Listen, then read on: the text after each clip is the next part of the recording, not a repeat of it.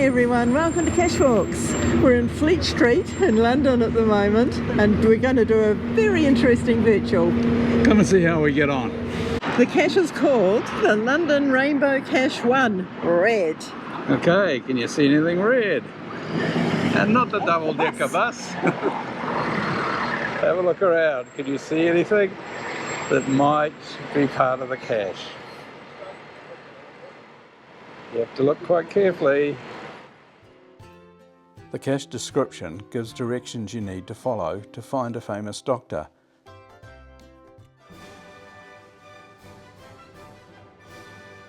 Turn right, and right again, and right again. We can't name the doctor, but we found his cat. Here's Hodge, the famous cat. See, his ears are all shiny from people patting his head. He belongs to the famous doctor.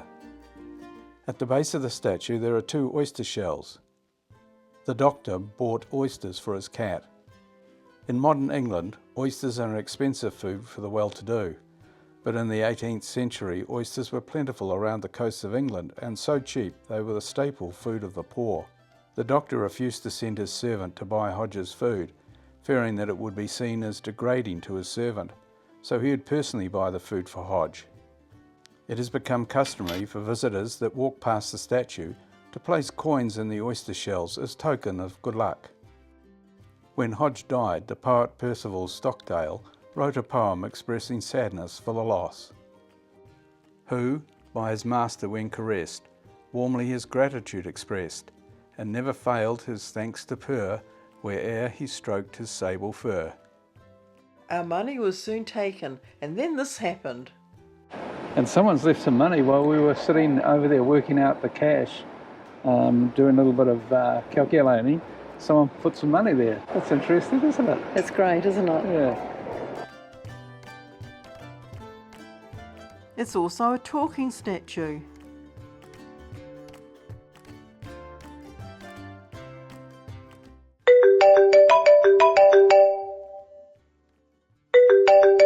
Hello, and meow.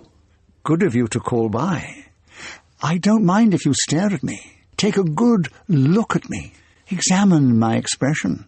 I am justifiably proud. I preside in Gough Square in all my glory. Let me tell you about myself. I'll try and do that without hesitation, repetition, or deviation, if you have just a minute to spare. I am Hodge, perhaps the most famous cat that ever lived. Not only is there a statue in my honour, I'm also the subject of poems and plays and epitaphs. I am quite the feline celebrity. With the final coordinates worked out, it was time for lunch. The famous Ye Olde Cheshire Cheese Pub opens at 12 and is close by. All the monarchs who have reigned in England during the pub's existence are written to the right of the door.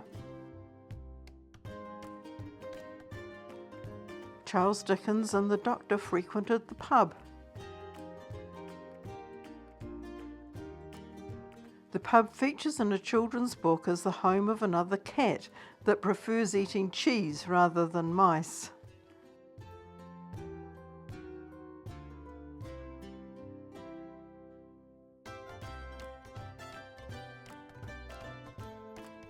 Rebuilt shortly after the Great Fire of 1666, the pub is known for its literary associations, with its regular patrons which included Mark Twain.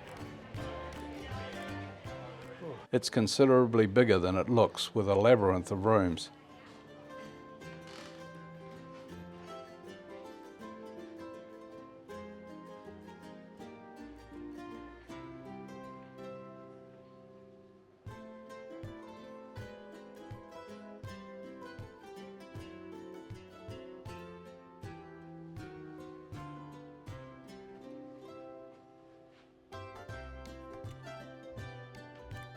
The only bar open today is down in the basement. This is interesting, isn't it? Sure is. A bit dark down here for the GoPro. So friends of mine, where you are, Beck, as you can see coming out of coming in the Beckons and up the stone. Exactly. Yeah, it's pretty sweet. Right. Gee, it looks alright though, doesn't it? Yeah, it'll be a bit grainy, I think.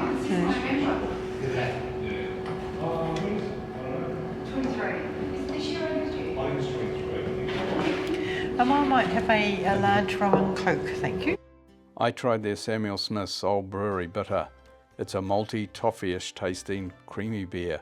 Very nice. Our table in the restaurant is ready, so let's go upstairs. Sure do. Made for little people.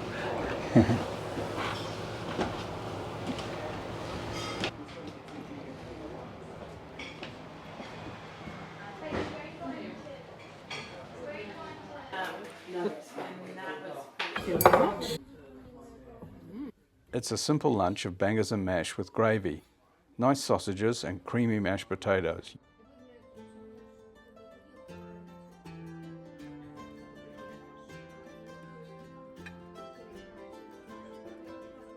Interesting looking around at the old hand-blown glass in the windows.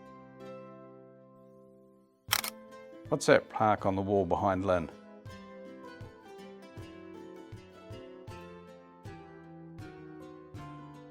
As we left, we got a glimpse of Julian from Jules Guides. We follow his history walks around London on YouTube. Yeah, there's only one barman. No, but the food is meant to be Oh, food's upstairs. Oh, yeah, that's right. Yeah.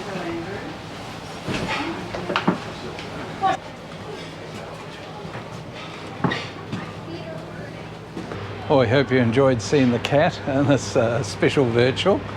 And we got pretty excited because we saw Jules from Jules Guide. Yes, we follow him. It was only a fleeting sort of view of him, but that was interesting. So thanks for watching, folks. And don't forget to go geocaching.